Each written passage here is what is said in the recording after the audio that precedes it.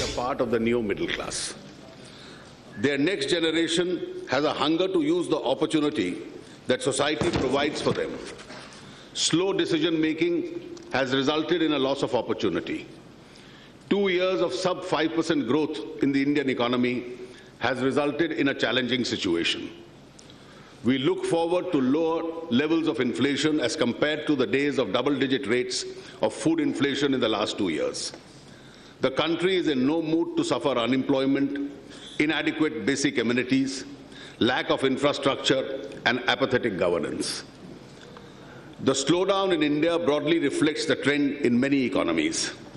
In contrast to the aftermath of the crisis of 2008-2009, when restoration of growth in advanced economies was a primary concern, the continuing slowdown being presently witnessed in many emerging economies has posed a threat to sustained global recovery. Fortunately, there are green shoots of recovery being seen in the global economy. As per the IMF, the world economy is projected to grow at 3.6% in 2014, vis-a-vis 3% in 2013, with the euro area expected to register a positive growth after a contraction witnessed in 2012 and 13. However, the performance of the US economy with the attendant implications for an unconventional monetary policy stance and global financial conditions is pivotal to the fate of the global recovery in the coming years. These are the headwinds against which the Indian economy would have to maneuver its way to attain a higher growth trajectory. As Finance Minister, I am bound to usher in a policy regime that will result in a desired macroeconomic outcome of higher growth, lower inflation, sustained level of external balance, and prudent policy stance. The budget is the most comprehensive action plan in this regard. In the first budget of the NDA government that I am presenting before the August House, my aim is to lay down a broad policy indicator of the direction in which we wish to take the economy. The steps I will announce in this budget are only the beginning of a journey towards a sustained growth of 7 to 8% or above within the next 3-4 years, with the macroeconomic stabilization, which includes lower levels of inflation, less fiscal deficit, and manageable current account deficit. Therefore, it would not be wise to expect anything that can be done or must be done in the first budget presented within 45 days of the formation of the government. While higher growth is a sine qua non, we cannot be oblivious of the fact that there is a large population of this country which is below the poverty line. It is the poor who suffer the most. We have to ensure that our anti-poverty programs are well targeted. The growing aspiration of the people will be reflected in the development strategy followed by the government, led by the Prime Minister Shri Narendra Modi, and the mandate of Sabka Saath, Sabka Vikas. Allow me to assure this Honourable House that we have taken up this challenge in the right earnest. We shall leave no stone unturned in creating a vibrant and strong India. The prevailing economic situation presents a great challenge. It calls for a conscious choice to be made by all of us. Should we allow this drift to carry on and watch helplessly? Should we allow our future to suffer because of our indecisiveness? Should we be victims of mere populism or wasteful expenditure? To me, the response and the remedy are both clear. The task before me today is very challenging because we need to revive growth, particularly in the manufacturing sector and infrastructure, to raise adequate resources for our developmental needs. On the one hand, the task is simple if we accept the principle that we cannot spend beyond our means. We need to introduce fiscal prudence that will lead to fiscal consolidation and discipline. Fiscal prudence to me is of paramount importance because of considerations of intergenerational equity. We cannot leave behind a legacy of debt for our future generations. We cannot go on spending today, which would be financed by taxation on a future date. There is an urgent need to generate more resources to fuel the economy. For this, the tax GDP ratio must be improved and the non-tax revenues increased. We must remember that the decline of fiscal deficit from 5.7% of the GDP in 2011-12 to 4.8% in 2012-13 and 4.5% in 2013-14 was mainly achieved by a reduction in expenditure rather than by way of realization of higher revenues. Although the external sector witnessed a turnaround with the year ending with a current account deficit of 1.7% of the GDP against 4.7% in 2012-13, this was mainly achieved through restriction of non-essential imports and slowdown in the overall aggregate demand. Going forward, we must continue to be watchful of the CAD. My predecessor had set up a very difficult task of reducing the fiscal deficit to 4.1% of the GDP in the current year. Considering that we have 2 years of low GDP growth and almost static industrial growth, a moderate increase in indirect taxes, a large subsidy burden, and not so encouraging tax buoyancy, the target of 4.1% fiscal deficit is indeed daunting. Difficult as it may appear, I have decided to accept this target as a challenge. One fails only when one stops trying. My roadmap for fiscal consolidation is a fiscal deficit of 3.6% for 2015-16 and 3% for 2016-17. I am conscious of the fact that the Iraq crisis is leaving behind an impact on oil prices and the situation in the Middle East continues to be volatile.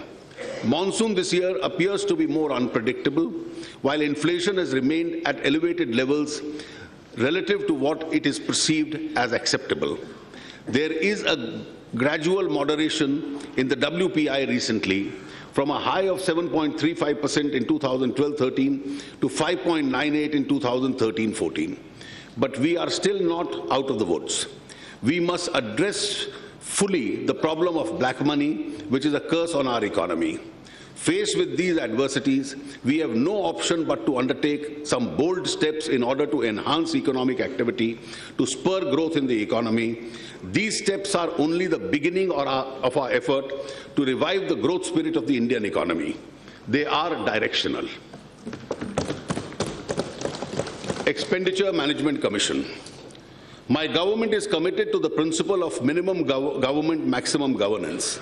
To achieve this goal, time has come to revive the allocative and operational efficiencies of government expenditure to achieve the maximum output.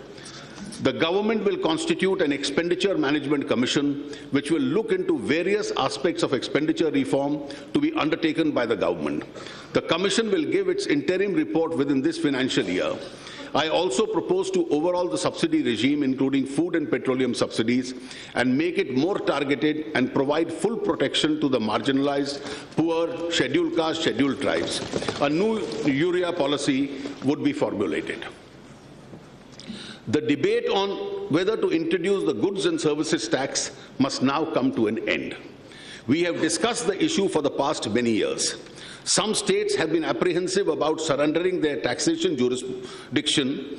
Others want to be adequately compensated.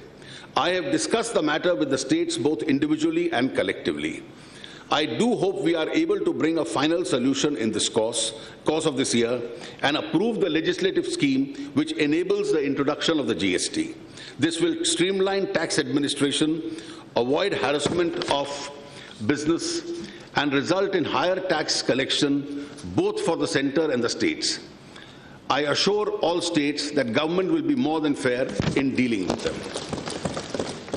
Tax administration. The sovereign right of the government to undertake retrospective legislation is unquestionable. However, this power has to be exercised with extreme caution and judiciousness, keeping in mind the impact of each such measure on the economy and the overall investment climate. This government will not ordinarily bring any change retrospectively which creates a fresh liability. Honourable members are aware that consequent upon the retrospective amendment of Income Tax Act 1961, undertaken by the Finance Bill of 2012, a few cases have come up in various courts and other legal fora. These cases are at different stage of pendency and will naturally reach their logical conclusion. At this junction, I would like to convey to this august House and also to the investor community at large that we are committed to providing a stable and predictable taxation regime which would be investor-friendly and spur growth. Keeping this in mind, we have decided that henceforth, all cases arising out of the retrospective amendments of 2012 in respect of indirect transfers and coming to the notice of assessing officers will be scrutinized by a high-level committee to be constituted by the CBDT before any action is initiated in such cases. I hope the investor community, both within India and abroad, will repose confidence on our stated position and participate in India's growth story with renewed vigor. Tax demand of more than 4 lakh crores is under dispute and litigation before various courts and appellate authorities. This is one of the serious concerns of all taxpayers in the country. In order to reduce litigation in direct taxes, I propose to make certain legislative and administrative changes. Currently, an advance ruling can be obtained about tax liability of a non-resident from authority for advance rulings. The facility is not available to resident taxpayers except public sector undertakings. I propose to enable the resident taxpayers to obtain an advance ruling in respect of their income tax liability with a defined threshold. I also propose to strengthen the authority for advance rulings by constituting additional benches. I further propose to enlarge the scope of Income Tax Settlement Commission so that taxpayers may approach the Commission for settlement of disputes. This would continue to be once-in-a-lifetime opportunity for any taxpayer.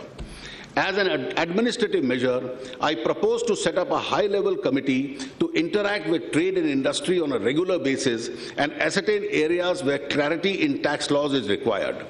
Based on recommendations of this committee, the Central Board of Direct Taxes and the Central Board of Excise and Customs shall issue appropriate clarifications wherever considered necessary on tax issues within a period of 2 months. Transfer pricing is a major area of litigation for both residents and non-residents. I have proposed certain changes in the transfer pricing regulations, which I would spell out in Part B of my speech. I hope these measures would go a long way in improving the confidence of taxpayers in the tax system and provide certainty and clarity in tax laws. Foreign direct investment. The policy of the NDA government is to promote foreign direct investments selectively in sectors where it helps the larger interest of the Indian economy. FDI in several sectors is an additionality of resource which helps in promoting domestic manufacturing and job creation. India today needs a boost for job creation. On manufacturing sector in particular needs a push for job creation. India today is the largest buyer of defense equipment in the world. Our domestic manufacturing capabilities are still at a nascent stage.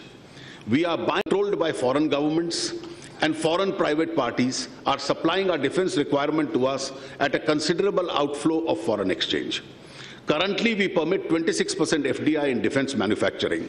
The composite cap of foreign exchange is being raised to 49% with full management control, Indian management and control through the FIPB route. The insurance sector is investment starved. Several segments of the insurance sector need an expansion. The composite cap of the insurance sector is proposed to be increased up to 49% from the current level of 26% with full management and control through the FIPB route. To encourage development of smart cities, which will also provide habitation for this new middle class, requirement of the built-up area of capital conditions for FDI is being reduced from 50,000 square meters to 20,000 square meters and from $10 million to $5 respectively with a 3-year post-completion lock-in. To further encourage these projects, which commit at least 30% of the total project costs for low-cost affordable housing, will be exempted for the minimum built-up area and capitalization requirements with conditions of 3-year lock-in. FDI in the manufacturing sector today is on an automatic route. The manufacturing units will be allowed to sell its products through retail, including e-commerce platforms, without any additional approval.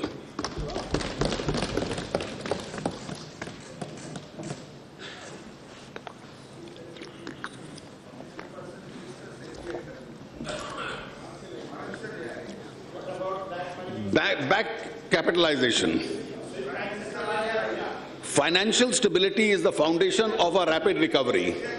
Our banking system needs to be further strengthened. To be in line with the Basel III norms, there is a requirement to infuse 2,40,000 crores rupees as equity by 2018 in our banks. To meet this huge capital requirement, we need to raise additional resources to fill this obligation. While preserving the public ownership, the capital of these banks will be raised by increasing the shareholding of the capital in a phased manner through sale of shares largely through retail common citizens in the country. Thus, while government will continue to hold majority shareholding, the citizens of India will also get direct shareholding in these banks, which currently they hold indirectly. We will also examine the proposal to give greater autonomy to banks while making them accountable. PSU capital expenditure. To give a thrust to investment in the economy, PSUs will also play their part constructively. I am assured that PSUs will invest through capital investment a total amount of rupees 2,47,941 crores in the current financial years to create a virtuous investment cycle. Smart cities.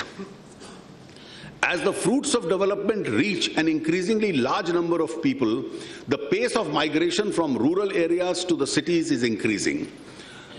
A new middle class is emerging which has aspirations of better living standards. Unless new cities are developed to accommodate the burgeoning number of people through existing cities would become unlivable. The Prime Minister has a vision of developing 100 smart cities as satellite towns of larger cities by modernizing the existing mid-sized cities. To provide the necessary focus to this critical activity, I have provided a sum of rupees 7,060 crores in the current fiscal. E-visas. Tourism is one of the larger job creators globally. Many economies world over are supported by tourism.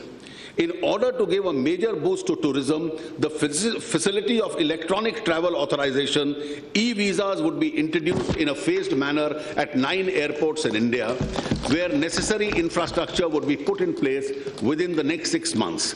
The countries in which electronic travel authorization facility to which it will be extended would be identified in a phased manner.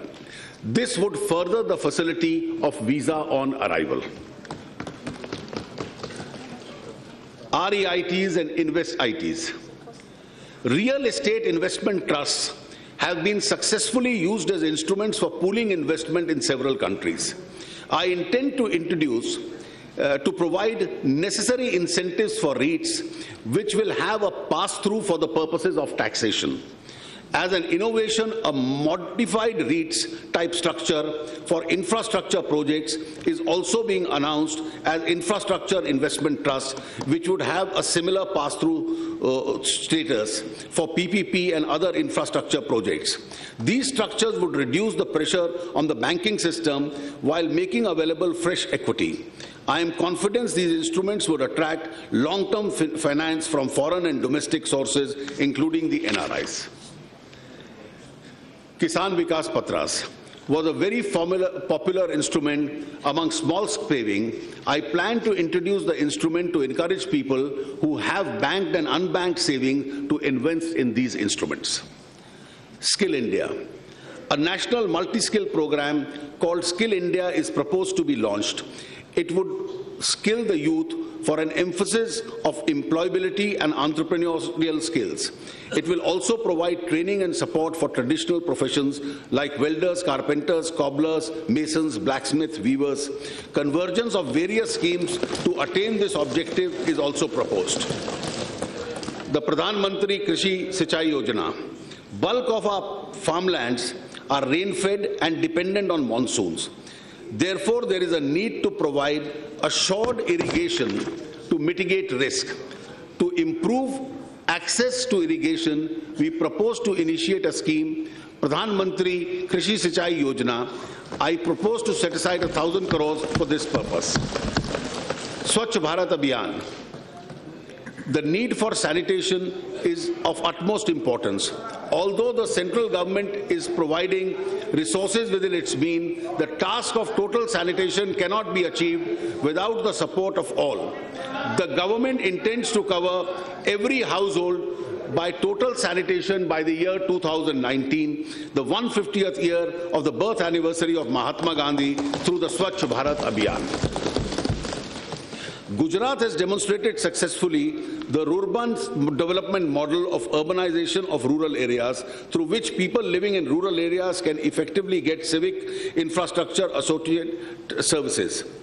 Shama Prasad Mukherjee Urban Mission will be launched to deliver the integrated project-based infrastructure in rural areas, which will also include the development of economic activities till development. The preferred mode of delivery would be the PPPs, while using various schemes, funds for financing. Power is a vital input for economic growth, and the government is committed to providing 24/7 uninterrupted power supply to all homes.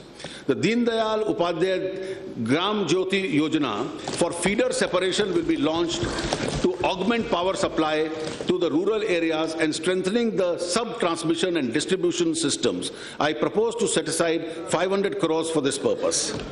The government of Gujarat has embarked upon a mission to build the largest statue of Sardar Vallabhbhai Patel. Sardar Patel stands as a symbol of unity of this country. To support the Gujarat government in this initiative to erect the Statue of Unity, I propose to set aside rupees 200 crores. Madam, I now turn to the budgetary allocations. While announcing the allocations, I want to reiterate my government's firm commitment to strengthen the federal structure of the country, our resolve to work closely with the state governments for the larger good of the people. Government is committed to the welfare of the scheduled caste and scheduled tribes. This year, an amount of rupees 50,548 crores is proposed under the scheduled caste plan and rupees 32,387 crore under the TSP. To provide credit enhancement facility for young startup entrepreneurs from scheduled caste who aspire to be a part of the new middle class, I propose to separately set aside rupees 200 crores, which will be operationalized through a scheme of the IFCI. For the welfare of tribals, the Van Bandhu Kalyan Yojana is being launched with an initial allocation of rupees 100 crores. Welfare of senior, please wait. Welfare of senior citizens. The NDA government, during the last term in office, had introduced the Varisht Pension Bima Yojana as a pension scheme for senior citizens. Under the scheme, a total number of 3.1 lakh annuitants were being benefited from the corpus amount of rupees 6,095 crores. I propose to revive the scheme for a limited period from 15th August 2014 to 14th August 2015 for the benefit of all citizens aged 60 years or above. A large amount of money is estimated to be lying in the unclaimed accounts of the PPF, post office, saving schemes, etc. Those are mostly out of investments belonging to the senior citizens and on their demise remain unclaimed for want of relevant payment instructions. I propose to set up a committee to examine and recommend how this amount can be used to protect the further financial interests of the senior citizens. The committee will give its report not later than December this year. Government is fully committed to the social security and the welfare employees serving in the organized sector. The government is notifying minimum pension of rupees 1,000 per month to all subscriber members of the EP scheme and has made an initial contribution of rupees 250 crores in the current financial years to meet the expenditure. Further increase in the mandatory wage ceiling of subscription of the EPS from 6,500 to 15,000 has been made. A provision of rupees 250 crores has been provided in the current budget. For the convenience of subscribers, EPFO will launch a unified account scheme service for contributing members and facility portability of the Provident Fund accounts. Empowerment of the differently abled persons. Government will make an all-out effort to create a more inclusive society for persons with disabilities to enable them to enjoy equal opportunities and to lead an empowered life with dignity. I propose to extend the assistance to the disabled persons for purchase, fittings, aids and appliances to include contemporary aids and assistive devices. It will also propose to establish a national-level institute for universal, inclusive design and mental health rehabilitation, and also a center for disability sports. Incentives for visually challenged. The Beryl Press says in the government and the private sectors are not able to meet the demand of the textbooks for the visually impaired students. It is proposed to provide assistance of the state governments to establish 15 new Beryl Press and modernize the 10 existing presses in the current financial year. The government will also print currency notes with Beryl-like signs to assist the visibly challenged persons. Women's safety is a concern shared by all honorable members of the House. We need to test our different approaches that can be validated and scaled up quickly. An outlay of rupees 50 crores will be spent by the Ministry of Road Transport on a pilot scheme on the safety of women in public road transport. A sum of rupees 150 crore will be spent by the Ministry of Home on a scheme to increase the safety of women in larger cities. It is also proposed to provide a crisis management center in all districts of the NCT Delhi this year, in all government and private hospitals. The funding will be provided from the Nirbhaya Fund. Beti Bachao, Beti Padhao Yojana. It is a shame that while the country has emerged as a major player amongst the emerging economies, the apathy towards the girl child is still quite rampant in these many parts of the country. Therefore, I propose to launch the Beti Bachao, Beti Padhao Yojana, which will be focused scheme which will help in generating awareness and also improve the efficiency of the delivery welfare services meant for women. I propose to set aside a sum of rupees 100 crores for this. Gender mainstreaming. The government would focus on campaigns to sensitize people in this country towards the concerns of the girl child and women. The process of sensitization must begin early. Therefore, school curriculum will have a separate chapter on gender mainstreaming. The Pradhan Mantri Gram Sadak Yojana, initiated it during NDA-1 under the stewardship of Prime Minister Shri Atal Bihari Vajpayee, has had a massive impact in improvement of access to rural population. It is time to reaffirm our commitment to a better and more energetic PMGSY under the dynamic leadership of Prime Minister Shri Narendra Modi. I propose to provide a sum of rupees 14,389 crores for this purpose. Manrega. The government is committed would be provided under the Manrega through works that are more productive, asset creating, substantially linked to agriculture and allied activities. Ajivika, the National Rural Livelihood Mission, aims at eliminating rural poverty through sustainable livelihood options. Under this mission, women SCGs are provided bank loans at 4% to prompt repayment in 150 districts and 7% in other districts. I propose to extend the provisions of bank loan for women SCGs at 4% in another 100 districts. I propose to set up a startup village entrepreneurship scheme for encouraging rural youth to take up local entrepreneurship programs. I am providing a sum of rupees 100 crores for this.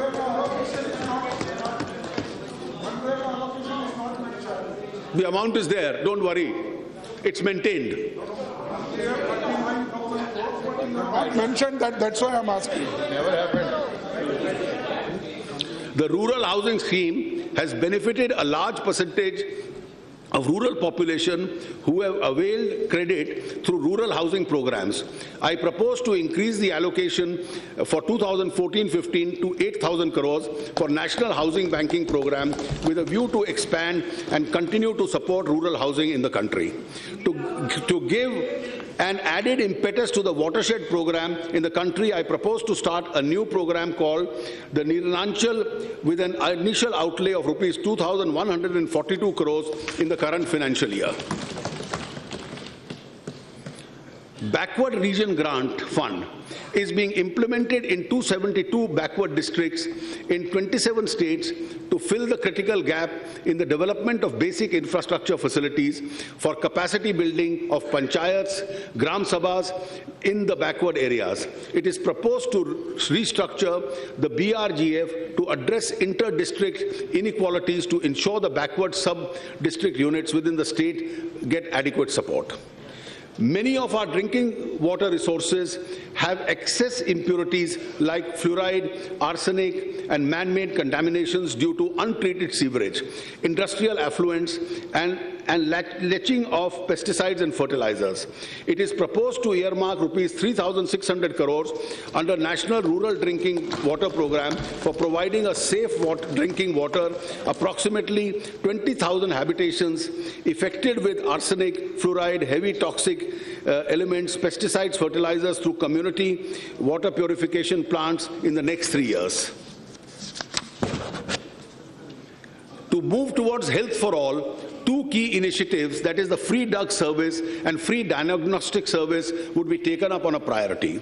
In order to achieve a universal access to each quality diagnosis and treatment to TB patients, 2 National Institutes of Aging will be set up at the AIIMS, New Delhi and Madras Medical College, Chennai. A national-level research with referral institute for higher dental studies would also be set up in one of the existing dental institutions. It is a matter of great satisfaction that all the 6 new AIIMS at Jodhpur, Bhopal, Patna, Rishikesh, Bhubaneswar and Raipur, which were a part of the Pradhan Mantri Swasthya Suraksha Yojana, have become functional. A plan to set up 4 more AIIMS institutions in Andhra Pradesh, West Bengal, Vidarbha in Maharashtra and Purvanchal is under consideration. I propose to set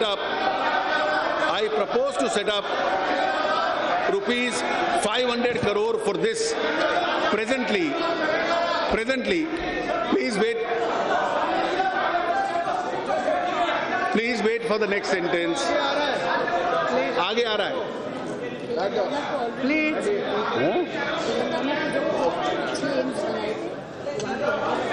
Presently, पूरा सुनिए. Presently, please wait for the next sentence. Government medical colleges have been approved. It is proposed to add 12 more government medical colleges. In addition, dental facilities will also be provided in these hospitals. All other states which are making a request will be considered under this. For the first time, and let me add that in the coming years of the government, each year in the states where there is no AIIMS, we'll be adding it to make sure that there is an AIIMS created in every state in the country. For the first time, the central government will provide central assistance to strengthen the state drug regulatory and food regulatory systems by creating new drug testing laboratories and strengthening 31 existing laboratories. In keeping with the government's focus on improving affordable healthcare and to augment transfer of technology for better healthcare facilities in rural India, 15 model rural health research centers will be set up, which will take up the research on local health issues concerning rural population. Elementary education is one of the major priorities of the government. There would be a residual gap in providing minimal school infrastructure facilities. Government would strive to provide toilets and drinking waters in all the girls' schools in the first place. An amount of rupees 28,635 crore is being funded by the Sarva Shiksha Abhiyan and 4,966 crores by the Rashtriya Madhyamik Shiksha Abhiyan. A school assessment program is being initiated at a cost of rupees 30 crores. To infuse the training tools and innovative teachers, the Pandit Madan Mohan Malviya New Teachers Training Program is being launched. I am setting aside a sum of rupees 500 crores for this. To take advantage of the reach of the IT, I propose to allocate a sum of rupees 100 crores for setting up a virtuous classroom as communication-linked interface for cultivating knowledge on the online courses. The country needs a large number of courses of higher learning, which are of the world class. I propose to set up the Loknayak Jayaprakash Narayan National Center for Excellence in Humanities in Madhya Pradesh. I also intend to set up 5 more IITs in Jammu, Chhattisgarh, Goa, Andhra Pradesh and Kerala. 5 more IIMs would be set up in the state of Himachal Pradesh, Punjab, Bihar, Orissa and Maharashtra. I propose to set up an amount of rupees 500 crores for this. Government also proposes to ease and simplify norms and facilitate education of loans for higher education. There have been eminent need to further bridge and divide the human-digital divide between the haves and the have-nots. For this, it is proposed to launch a pan-India program, Digital India. This would ensure broadband connectivity at village level, improved access to services through IT-enabled programs, greater transparency in government processes, and increased indigenous production of the IT hardware and software of exports and improved domestic availability. Special focus will be on supporting software product startups, a national rural internet and technology mission service in villages and trainings in IT and e-Kranti for the government services delivery and governance scheme is also proposed. I have provided a sum of rupees 500 crores for this purpose.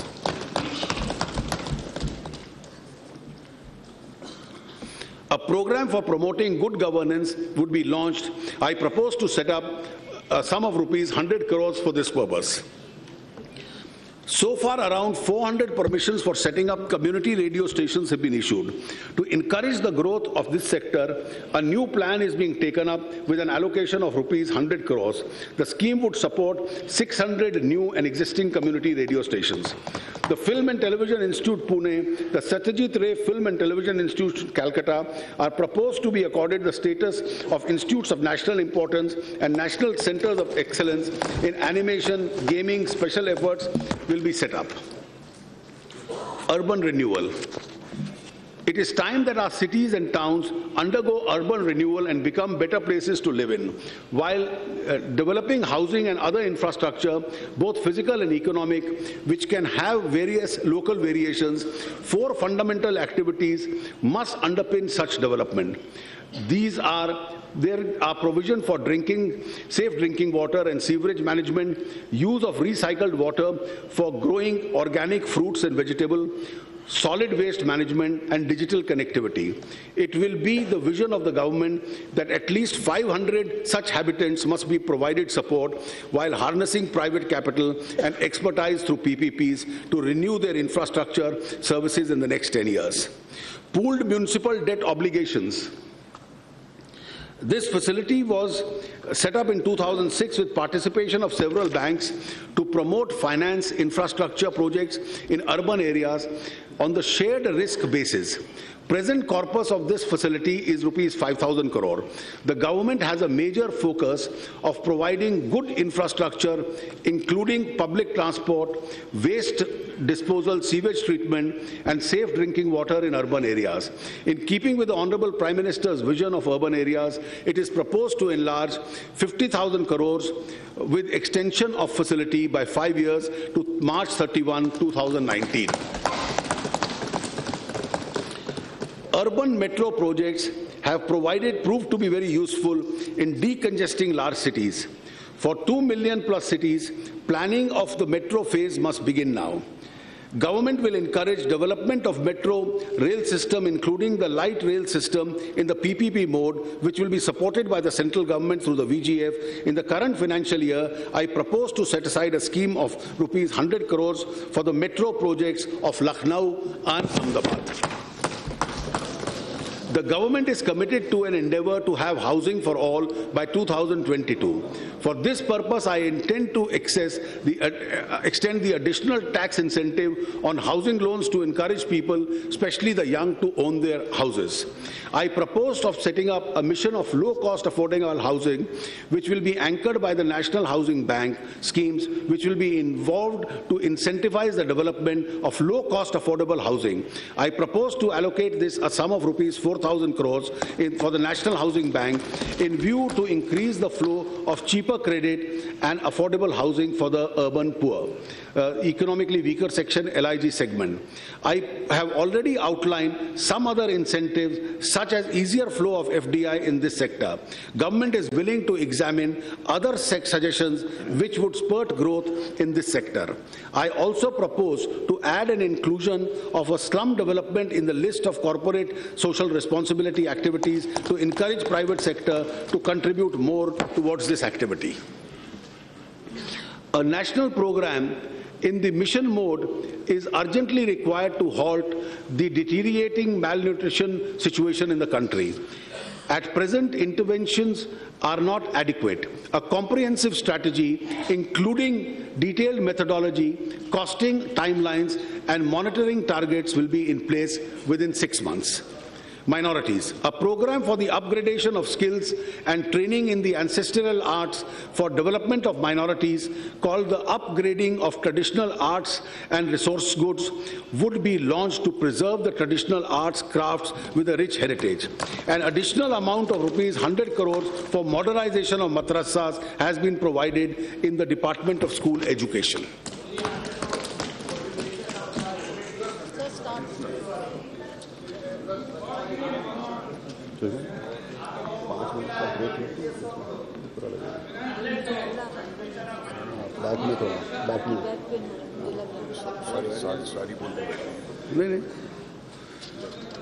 Farming is an activity which contributes to nearly 1/6 of our national GDP, and a major portion of a population is dependent on its livelihood. It has risen to the challenge of making India largely self-sufficient in providing food for a growing population. To make farming competitive and profitable, there is an urgent need to set up investment, both public and private, in agro-technology and development and creation of modernization and easing of agricultural business infrastructure. And Agricultural Research Institute, Pune, has been in the forefront of research in this area. However, since independence, only one of the such centers has been established. Government will establish 2 more such institutions of excellence of similar pattern in Assam and Jharkhand with an initial sum of rupees 100 crores in the current financial years. In addition, an amount of rupees 100 crores is being set aside for setting up an agri-infrastructure fund. It is also proposed to establish agricultural university in Andhra Pradesh and Rajasthan and horticulture university in Telangana and Haryana. An initial amount of 200 crore has been allocated for this purpose.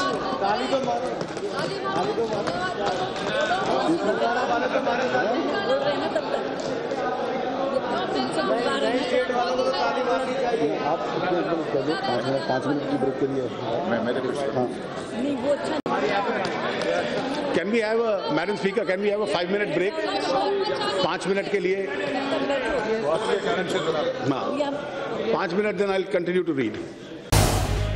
ZEE24 तास रहा एक पाऊल पुढे.